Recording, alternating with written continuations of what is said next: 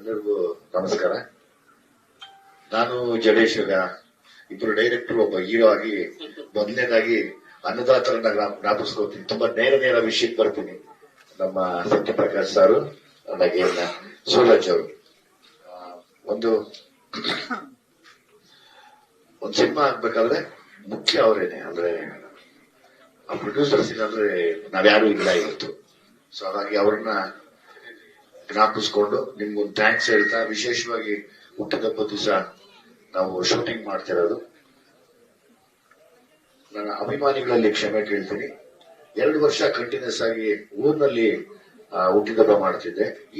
Specially ಈ ಸರಿ ಡೇಟ್ಗಳು ಎಲ್ಲ ದೊಡ್ಡ ಆರ್ಟಿಸ್ಟ್ಗಳಿರೋದ್ರಿಂದ ಡೇಟು ಎಲ್ಲೂ ಸಮಸ್ಯೆ ಆಗುತ್ತೆ ಅಂತ ಹೇಳಿ ಇಲ್ಲ ಹುಟ್ಟಿದಬ್ಬ ದಿವಸ ಶೂಟಿಂಗ್ ಮಾಡೋಣ ಅಂತ ಹೇಳಿ ನಾವು ಶೂಟಿಂಗ್ ಮಾಡ್ತಾ ಇದೀವಿ. ಅದೊಂದು ಖುಷಿ ಇದೆ ನನಗೆ.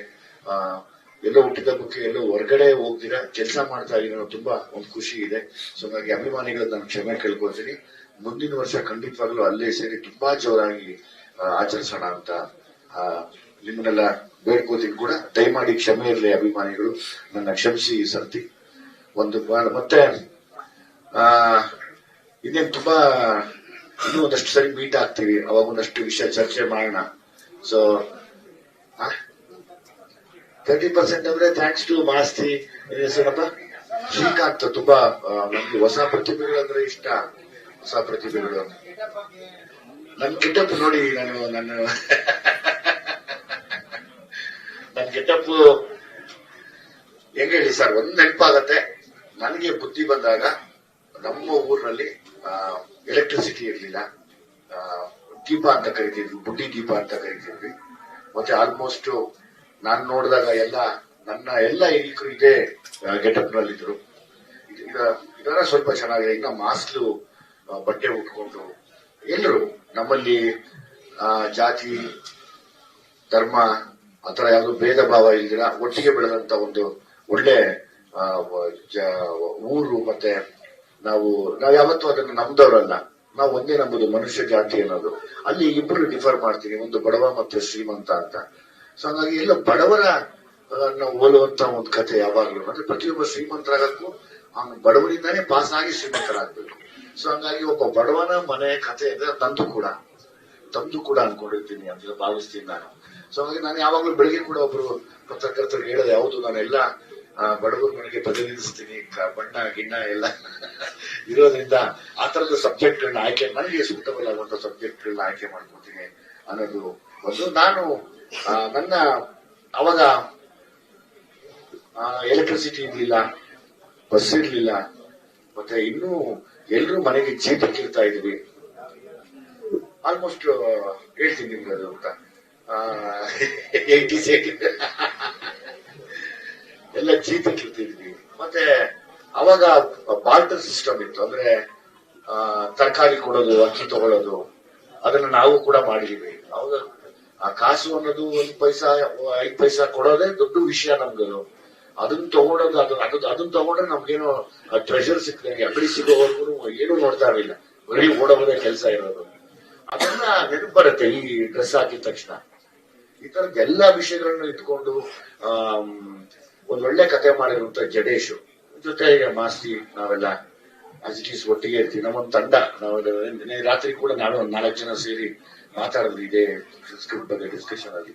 ಸೊ ಹಾಗಾಗಿ ಮತ್ತೆ ತಮ್ಮ ಹತ್ರ ನಾನು ಮಾತಾಡ್ತೀನಿ. ನನ್ನೊಂದು ರಿಮಾರ್ಕಬಲ್ ಅಂದ್ರೆ ಒಂದು ಒಳ್ಳೆ ಮೈಲ್ ಸ್ಟೋನ್ ಕತೆ ನಾನ್ ಮಾಡ್ತಾ ಇದ್ದೀನಿ, ಸಾರ್ಥಕತೆ ನನಗಿದೆ. ಸೊ ಹಾಗಾಗಿ ಹುಟ್ಟಿದಬ್ಬ ದಿವಸ ಅದನ್ನ ಮಾಡಬೇಕು ಅನ್ನೋ ಒಂದು ಆಸೆನೂ ಇತ್ತು, ಅದನ್ನು ಮಾಡ್ತಿದ್ದೀನಿ. ಅದ್ ಬಿಟ್ರೆ ನಿಮ್ಮೆಲ್ಲರ ಪ್ರೀತಿ, ಆಶೀರ್ವಾದ, ಆರೈಕೆ, ಸಲಹೆ ಅದು ಯಾವಾಗ್ಲೂ ಬಯಸ್ತೀನಿ. ಯಾಕಂದ್ರೆ ಗಣೇಶ್ ಬಗ್ಗೆ ಹೇಳ್ಬೇಕಂದ್ರೆ, ಇವ್ರು 3 ಜನದ ಬಗ್ಗೆ ಹೇಳ್ಬೇಕಂದ್ರೆ, ನಮ್ಮ ಇಂಡಸ್ಟ್ರಿಯಲ್ಲಿ ವಿದ್ಯಾವಂತರು ಕಡಿಮೆ, ಅವಿದ್ಯಾವಂತರು ಜಾಸ್ತಿ ಆಗಿರೋದು.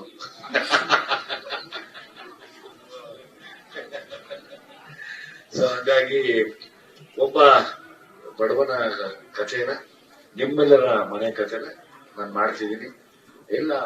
ಎಲ್ಲರ ಆಶೀರ್ವಾದ ಇರಲಿ ಅಂತ ಕೇಳ್ತೀನಿ. ಇಲ್ಲಿ ವರ್ಕ್ ಮಾಡ್ತಿರುವಂತ ನಮ್ಮ ಸ್ವಾಮಿ ಕರ್ಣ, ನಮ್ಮ ಸುಧಾಕರ್, ನನ್ನ ಫ್ರೆಂಡ್ ಹೆಸರು ಸುಧಾಕರನ್ ಅವರು, ಎಂಟೈರ್ ತಂಡಕ್ಕೆ ಥ್ಯಾಂಕ್ಸ್ ಹೇಳ್ತೀನಿ. ಇಲ್ಲಿ ಅಷ್ಟು ಬಿಟ್ರೆ ಏನಾದ್ರು ಇದ್ರೆ ಕೇಳಿ, ನಾನು ಮಾತಾಡ್ತೀನಿ.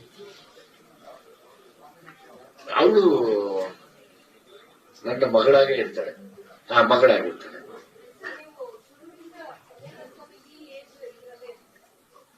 ಇಡೀ ಸಿನಿಮಾಲಿ ನೀವು ನನ್ನ ಹಿಂಗೆ ನೋಡ್ತೀರ. ಸೊ ಹಂಗಾಗಿ ಜಡೇಶು ನನ್ನ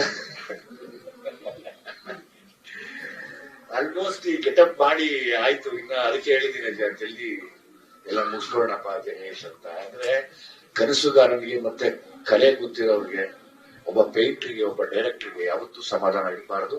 ಅದು ಇರದೇ ಇರೋದೇ ಕರೆಕ್ಟ್. ಹಂಗೆ ಮತ್ತೆ ಮತ್ತೆ ನಾನು ಹೊಸದೇನು ರೂಪಿಸ್ಬೋದು ಅಂತ ಯೋಚನೆ ಮಾಡ್ತಾ, ನಾನು ಹೇಳಿದ್ನಲ್ಲ, ನಮ್ಮಲ್ಲಿ ವಿದ್ಯಾವಂತರು ಕಡಿಮೆ ಇದೀವಿ. ಸೊ ಹಂಗಾಗಿ ಒಂದು ಒಳ್ಳೆ ಕಥೆನ ಮಾಡಿದಾಗ ನಾವೆಲ್ಲ ಸಾಥ್ ಕೊಡ್ಬೇಕು. ನಾವಂತೂ ವಿದ್ಯಾವಂತರ ಜೊತೆ ನಾನು ಒಂದು ಆಸೆ ಅಷ್ಟೇ.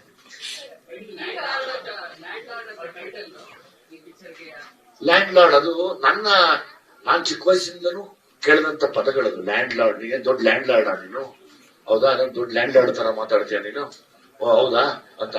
ಅದೇ ನೀನೇ ದೊಡ್ಡ ಭೂಮಾಲೀಕ ಅಂದ್ರೆ ನಮ್ಗೆ ಅರ್ಥ ಆಗ್ತಾ ಇರ್ಲಿಲ್ಲ. ಅದು ನಮಗ್ ಗೊತ್ತೇ ಆಗ್ತಿರ್ಲಿಲ್ಲ ಏನಕ್ಕೆ ಈ ಪದ ಹೇಳ್ತಾರೆ ಅಂತ ಹುಡುಕ್ತಿದ್ವಿ ನಾವು. ಅವಾಗ ಹೇಳೋರು, ಅದೇ ಕಣೋ ಲ್ಯಾಂಡ್ ಲಾರ್ಡ್ ಅಂದ್ರೆ ಜಮೀನ್ದಾರರು, ಜಮೀನಿರೋರ ನೀವು ಅಂತ. ಸಮಟೈಮ್ಸ್ ನಾವು ಕನ್ನಡದವರಾಗಿನೂ ಇಂಗ್ಲಿಷ್ ಕಲಿಯಿಂದ ಇಂಗ್ಲಿಷ್ ಮೀಡಿಯಂಗೆ ಮಕ್ಕಳನ್ನ ಹಾಕ್ತಿವಿ. ಸೊ ಹಂಗೆ ನಮ್ ಕನ್ನಡದ ಪಿಕ್ಚರ್ಗೆ ಒಂದು ಇಂಗ್ಲಿಷ್ ಪದಗಳನ್ನ ಉಪಯೋಗಿಸಿದೀವಿ. ನಮಗೂ ಆಸೆ ಇರುತ್ತೆ ನನ್ನ ಮಗ ಇಂಗ್ಲಿಷ್ ಕಲೀಲಿ ಅಂತ. ಕಿತ್ತಣ ಏನದು?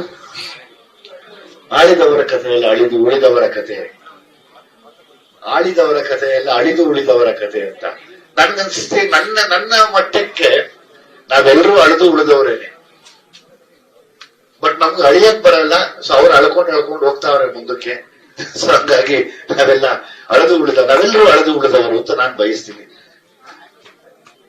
ಆಕ್ಷನ್ ಅಂತೂ ಈ ಸತಿ ಜಡೇಶ್ ಫುಲ್ ಫ್ಲೆಡ್ಜ್ ಸ್ವಾಮಿ ಫುಲ್ ಫ್ಲೆಡ್ಜ್ ಆಫ್ ಎಲ್ಲವನ್ನೂ ಇಟ್ಟಿದ್ದಾರೆ. ಆಕ್ಷನ್ ಇವರೆಲ್ಲ ಏನು ಅಂದ್ರೆ ವಿಷಯಗಳ ಜೊತೆ ಆಕ್ಷನ್ ಹೇಳ್ತಾರೆ, ಬರೀ ಆಕ್ಷನ್ನೇ ಸಿನಿಮಾ ಮಾಡೋದಿಲ್ಲ.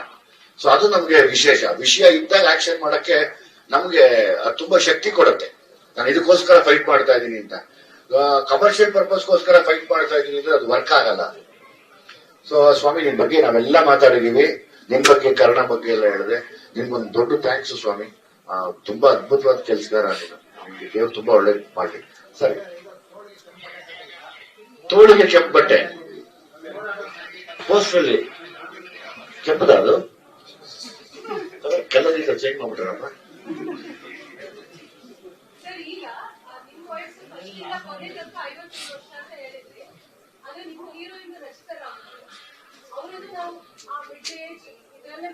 ಹೌದು. ನನ್ನ ರಚಿತಾ ರಾಮ್ ಅವ್ರನ್ನ ನೀವು ಆಲ್ಮೋಸ್ಟ್ ಇದೇ ಏಜ್ ಇದ್ರಲ್ಲೇ ನೋಡ್ತೀರಾ. ಅವ್ರು ಶೂಟಿಂಗ್ ಅಲ್ಲಿ ಬಿಸಿ ಇರೋದ್ರಿಂದ ಇವತ್ತು ಬಂದಿಲ್ಲ ಅಷ್ಟೇ. ಬಂದಿರೋರು ಅವರು.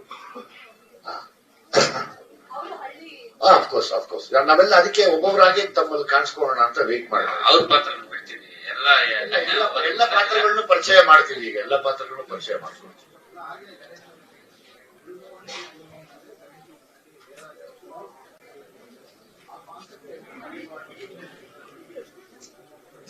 ಇಲ್ಲ ಅದಕ್ಕೂ ಇದಕ್ಕೂ ಯಾವುದೇ ರೀತಿಯ ಸಂಬಂಧ ಇಲ್ಲ. ಬಟ್ ಒಂದು ಅಸ್ತಿತ್ವದ ಹೋರಾಟ ಇರುತ್ತೆ ಅಷ್ಟೇ. ಕಾರಣಗಳು ಬೇರೆನೆ, ಅದ್ರದ್ದು ಕಾರಣಗಳು ಬೇರೆ. ಆಯ್ತಾ. ಬಟ್ ಇದು ಅವರ ಪರ್ಸನಲ್ ಜಾಸ್ತಿ ಇರುತ್ತೆ. ಅಲ್ಲಿ ಅವನು ಸಮಾಜದ ವಿರುದ್ಧ ಹೋರಾಡ್ತಾನೆ. ಇವರು ಇಲ್ಲಿ ಪರ್ಸನಲ್ ತುಂಬಾ ಇರುತ್ತೆ. ಸಮಾಜದ ಕಾಸು ಸ್ವಲ್ಪ ಕಡಿಮೆ ಇರುತ್ತೆ. ಇಲ್ಲಿ ಕೋಲಾರ ಭಾಗದಲ್ಲಿ, ಕೋಲಾರ ಮತ್ತೆ ಆಂಧ್ರ ಮತ್ತು ಕರ್ನಾಟಕ, ಕೋಲಾರ ಒಂದು ಸೂಕ್ತ.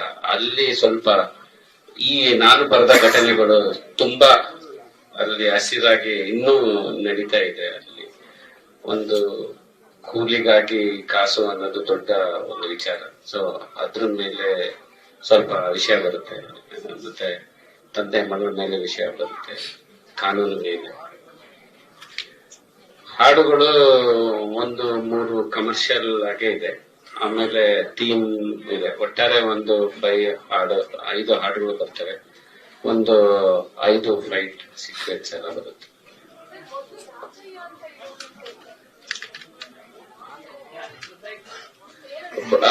ಆಗಿಲ್ಲ. ಬಟ್ ನಾವು ಶೂಟಿಂಗ್ ಮಾಡುವಾಗಾದ್ರೆ